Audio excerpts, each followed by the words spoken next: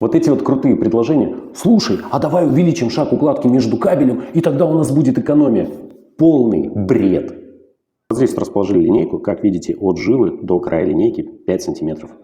Если на жиле температура 35 градусов, то на краю линейки это всего лишь 25,9. Вы понимаете, да? Разница в 10 практически градусов. С помощью тепловизора и линейки я вам доказал, что шаг укладки между кабелем должен быть не более 10 сантиметров. Все, что больше, это прям критически плохо как для покрытия, так и для ваших ножек.